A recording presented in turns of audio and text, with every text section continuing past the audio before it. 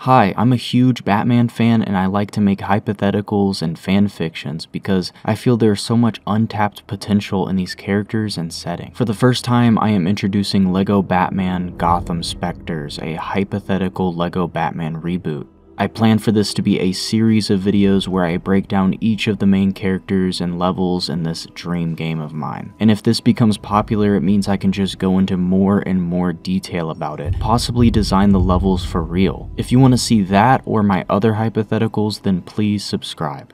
In this video, I will be breaking down this Gotham's Batman. You will see my custom batsuit design, Bruce Wayne's unique backstory, and his all new gameplay mechanics. But before I start, you may be pretty confused. You may be wondering what I mean by reboot and what this game actually entails. How different would it be from the last 4 DC LEGO games? Very different. I can say very confidently it's going to be pretty different, but in the right ways. I hope to expand the LEGO gameplay loop into more advanced avenues, which could give the series a fresh comeback and open it up to a far larger audience. You will get a small taste of this universe in this video, but it will expand into the future. Imagine Traveler's Tales wanted to make another game in the LEGO Batman franchise, and instead of making LEGO Batman 4, they decided to reboot the entire universe to provide more possibilities. This could be a great way to capture the audience formed around the newer Batman we are seeing in the Matt Reeves universe, as well as within the Caped Crusader. This could be a darker, more atmospheric game, but also still able to be played by kids. I think a lot of the complaints received about LEGO Batman 2 and especially LEGO Batman 3 was that it wasn't really a Batman game anymore. Batman was used as a way to sell these new characters and these new worlds, but the games weren't always about Batman. The Lantern Planet levels in LEGO Batman 3 were by far my favorite part of that game, and I wish it was just a Green Lantern game. When it comes to Batman alone, it felt like LEGO Batman 1 explored the most when it came to Gotham, and then in the next game pivoted towards the Justice League without fully realizing the city and its many villains who were reduced to simple open world boss fights that were often very under-detailed and non-voiced. If I were given control over this new game, this new reboot, I would make it entirely about Gotham City and attempt to explore characters and locations not yet seen. This is why the game is called LEGO Batman Gotham Specters. You will not just play as Batman, but as 3 other Bat family members and 4 villains I have not yet revealed. These characters will be far more detailed in story and especially in gameplay than any previous LEGO game. One last important note to add, this game puts a massive focus back on isolated levels like LEGO Batman 1. This is because I want this hypothetical to be somewhat realistic. The Traveler's Tales, I'm a game design major, please hire me. I'm here, you can hire me if you want, just email me, I'll work $10 an hour. The many ideas and innovations I want to make for the isolated levels conflict with a massive, detailed open world which takes ages to make. I understand the love for an open world, but to do it right, you have to put in that depth to it. You have to have a lot of detail to make it feel actually lived in. Unfortunately, when having levels that are so complex and so detailed, it just doesn't make sense to also have a super complex and detailed open world at the same time. That would demand so many resources, and you can see that kind of effect in LEGO Batman 2. In a future video, I will break down what makes these levels so unique compared to current LEGO games. My hint is non-linear level design. Okay, let's talk Batman. For the design of Batman here, I wanted to make something entirely different to every official LEGO Batman we've ever seen. You can immediately tell that there is a huge focus on realism. I know it's a LEGO game, so I'm not going to make it like as realistic as The Dark Knight or as gritty as the new Batman movie, of course, but I do really want to take inspiration from those works.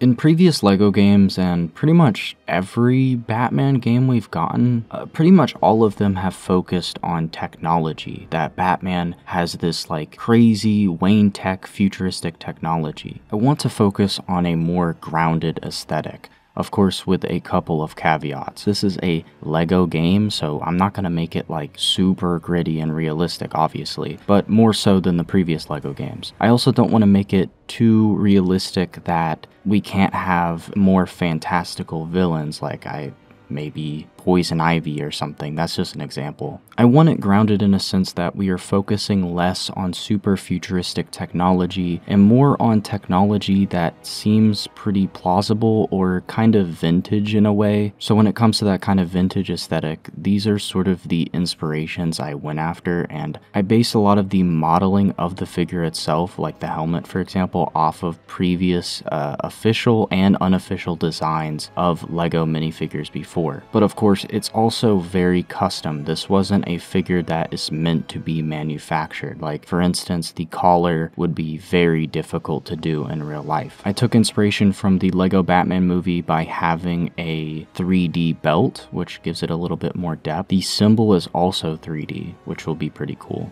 You can see with the helmet that it is like double layered. I think this helmet design is pretty unique, and I don't think it looks like many other designs. It has stitches and stuff on it, so it has the kind of the Batman feel to it, and it's still somewhat vintage. It's probably the most high-tech part of the suit. You can also see that the gauntlets are actually 3D. They're poking out. They're little pieces that you would put on. These are actually real. I don't remember what the name of them are, but someone on stream told me about these, and I decided to actually go with them. So generally speaking, a lot of this stuff here is very grounded. It has like just basic materials. It has like cloth, rubber, leather, a little bit of metal. The helmet is probably lined with metal, and then the outside layer is like a leather material. The gauntlets are probably just a straight up like metal material, and then the gloves are like a cloth. I wanted to stray away from making like an armored look where it's like literal like metal padding on his actual body. As much as I like the suit from the movie, I wanted to differentiate it from that because I wanted it to feel somewhat vintage in that way where there isn't like metal plating all over it. I also didn't want to make it look like it's like absolutely skin tight like maybe the 89 Batman. So you can see that on the suit there's like creasing and stuff. It's not skin tight. It's not freaking choking him to death, okay? So it has these kind of folds and stuff in it, but you can see a little bit of the muscles there too. The boots are also like very homemade looking, like they have straps and everything. So again, I just wanted this to look very kind of homemade, but this obviously isn't like amateur. This isn't year 2 or anything. This is a pretty developed suit. It does what it needs to do. It's not high tech because that technology doesn't exist, but also Batman is so experienced that he needs this mobility. He doesn't need excessive armor plating to get around anymore. He is a shadow. So this suit is literally everything that is necessary for him. I just really loved how this turned out. You can check out I think it's like 3 streams that I did where I made this suit. I really love how it turned out. The symbol especially, at first it was like cool, and then I added those little like dots, which are kind of like either like little bolts or like maybe stitching outside like leather layer to the metal. Once I added that, I was like, wow, I knew this is gonna be good. I have tried to make this Batman somewhat unique to this world. It's gonna be a different take that you maybe aren't expecting. This is Batman's 10th year as the Dark Knight. Since Bruce's return to Gotham, he has tried to distance himself from public affairs, instead choosing to solve issues through his parents' companies and Batman behind the scenes. Bruce has always had trouble socializing and hid himself from public until becoming president of the Wayne Foundation years later. 6 years ago, technically year 4, the former CEO of Wayne Enterprises, Hugh Williams, ran for mayor of Gotham, a move that Bruce didn't predict because he just wasn't paying attention. Williams' positions did not align with Bruce's objectives in any way, and it created a very polarized personality to the company. Bruce considered running against Williams, but before he could, the mayoral candidate was exposed for multiple scandals by the Gotham Globe, one of the biggest being the push for Wayne Tech to manipulate experimental data to match company interest. It was a political disaster that not only destroyed Williams' campaign, but also Wayne Enterprises' finances, an issue that the company could recover from if Bruce didn't make it worse. As Bruce learned more and more about Wayne Enterprises, he slowly lost interest in the company over the years. Despite all the innovation and future goals, seemingly none of it actually helped equalize Gotham. After struggling to decide what to do, Alfred reminded him that the Wayne legacy is more than a company or a building. It's an aspiration to help Gotham, something that you could never take away from Bruce Wayne. With that advice, he pulled all stock out of the company, and the board filed for bankruptcy shortly after. They made an agreement with Rose Enterprises, who took over many of the company's departments. Bruce Wayne would turn to more humanitarian causes under the Wayne Foundation, which turned Wayne Manor into an orphanage. Currently, Bruce resides in Wayne Tower, now almost completely empty after the company evaporated. Below the tower is an old subway station he has converted into a Batcave. You can see it's kind of taking inspiration from the Batman. Batman has been active for many years, but his tactics have gotten more and more refined. He's barely even seen by the public anymore, who thinks the Caped Crusader has quit. Of course, the GCPD don't believe this and still want Batman taken down. Shortly after the Wayne Enterprises debacle, a resident of Wayne Manor discovered Batman's identity. Dick Grayson insisted on helping, coming up with his own persona, Robin. Despite Bruce's caution, Dick wouldn't take no for an answer and became Batman's partner for a few years. Unfortunately, the young and immature vigilante would increasingly disagree on the urgency of cracking down on crime. Eventually, Robin would leave the Batcave permanently. Ever since Dick's departure, Bruce hasn't been the same. He's more isolated, worried, and less efficient as Batman, but still has a huge burden to carry as the primary representative of the Wayne Foundation. I hope you like this backstory. I know it is quite different to usual interpretations of Batman, but I wanted to set it apart, especially considering Bruce Wayne's character in the Lego Batman movie and Lego Batman 2. So not only did I design the batsuit, but I've designed how the combat works, not just for Batman, but generally speaking how the combat will work for all 8 characters in the game. This is like the foundation of the game, so this section will be a little bit unique to this first video. This combat system is a combination of multiple inspirations, and it will really set this apart from previous LEGO games. It's going to be way more complex than previous LEGO games, but it won't be unintuitive. It also won't scare away the younger audience. This isn't a combat system that is going to be super complicated and kids won't understand it. It's sort of a secret thing that you're going to discover if you're paying attention.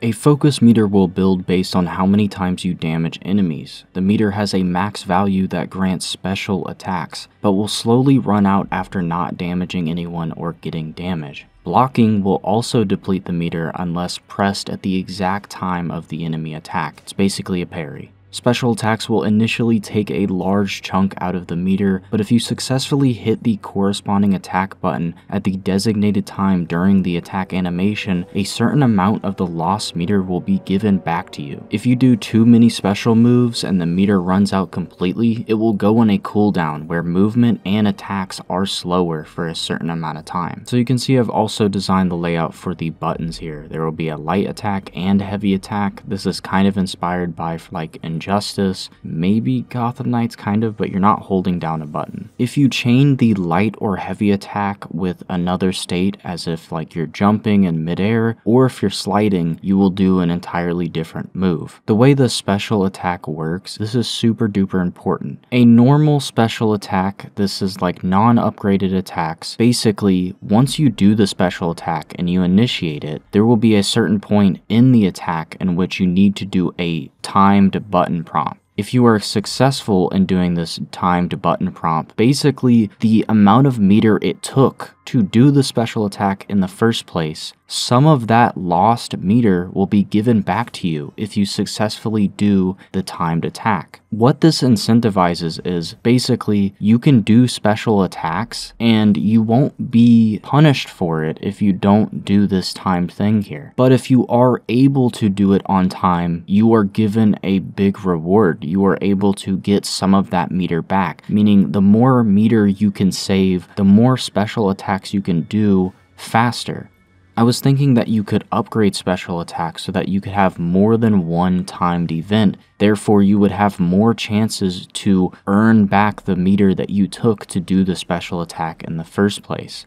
I think the system is great because if you are a general LEGO game fan, you can play this game normally. You can go throughout the entire game without even doing special attacks. It's not really necessary, but what it does is it adds way more flair to the combat. It's going to make it way more fun. You're going to have special animations that you'll unlock through doing the special attacks, and it'll mean you'll take out enemies faster. This is my favorite type of combat system because it's not punishing you too much. It allows you to do a sort of bare minimum, which the bare minimum would be just pressing X and doing light attacks and maybe blocking sometimes. But there's so much reward for looking more into the system. Whereas other combat types, they put all of this emphasis on all of these different mechanics all at once, and it makes you kind of overwhelmed and disinterested in trying to really learn it. Here, it takes it really slow. You will naturally uncover special attacks.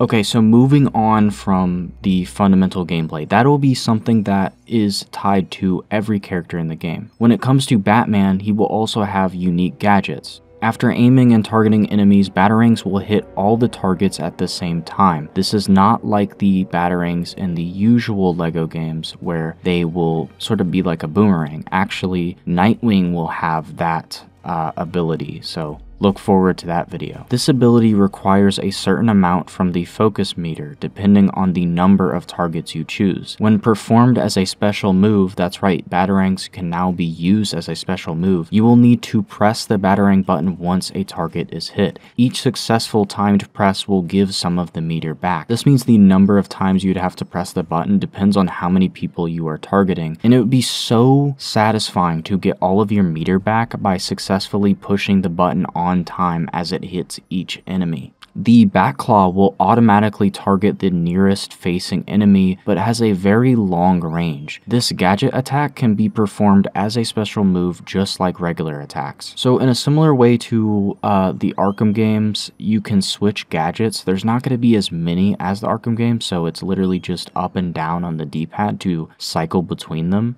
If you wanted to throw a batarang, you would hold down Y and then aim and then push X on each target you want and then release. The Batclaw, on the other hand, is super simple. You just tap Y once and it knows you're doing a Batclaw. Now with the batarangs, I feel like in the usual LEGO Batman games, it's really hard to use in the combat. So here there would be a huge focus on making it really easy to select targets and then let go. The last thing I want to talk about is Batman's movement. This probably isn't all of the movement you can do in this game, but specifically this has to do with Batman. So Batman's unique movement ability is the glide. This can be activated while running off a ledge or while in the air. Gliding is much faster than in previous LEGO games. An attack can be performed while gliding above a nearby enemy. So this one's actually pretty complicated, maybe. So let's say you just wanted to jump off a ledge. You don't want to glide off the ledge. You just want to jump. All you have to do is hold A and run off the ledge and it will automatically jump for you. But if you wanted to glide off the ledge, all you have to do is tap A and then tap A again and hold it. Then it'll know that you want to glide. Now, if you're in mid-air and you want to start a glide, you can either hold A and it will do a sort of parachute, which basically means like you're not going to be gliding in a direction. You're just going to be like slowly falling down, straight down, which might be cool because I'm considering having a hard mode to this game where there's like fall damage and you can actually die permanently. If you wanted to actually glide from the air, like move in a direction, then you would do the same thing as gliding off a ledge where you tap A and then hold A. A glide attack is pretty similar to the other special attacks where while you're holding A gliding, you push the attack button.